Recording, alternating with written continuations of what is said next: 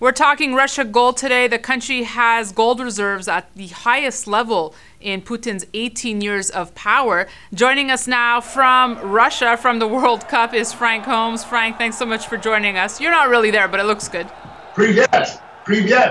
And it really ties in with what I want to talk to you today about, Frank. Russia and gold. Has the country secretly been accumulating the metal?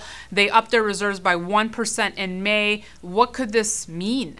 I think it's everyone's focused on the World Cup today, and they're also focused on anything negative since Crimea has taken place. But every month, Russia continues to accumulate gold, just like China. And if you go back to the headlines, we talked about this several years ago, about China accumulating gold, and now you're seeing Russia going up to try to pivot to become number 2 and 3, these two countries. Why is that? Because there's a real movement, and it's very slow and gradual, not to trust the U.S. dollar and not to have the overreaching U.S. government is the way they look at it for global trade.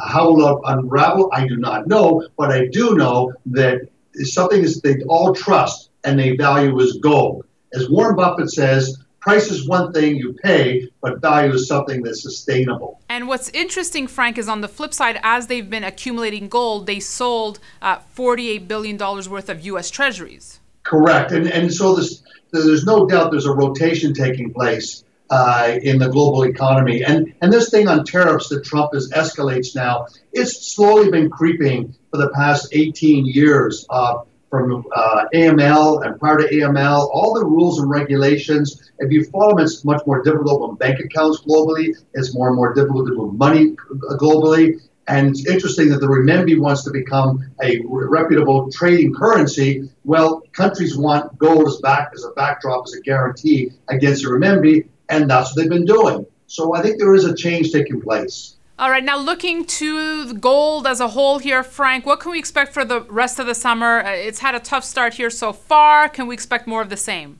Well, I think the biggest thing we have right now is real interest rates. The 2-year government bond is skyrocketed above the CPI. That makes the dollar strong.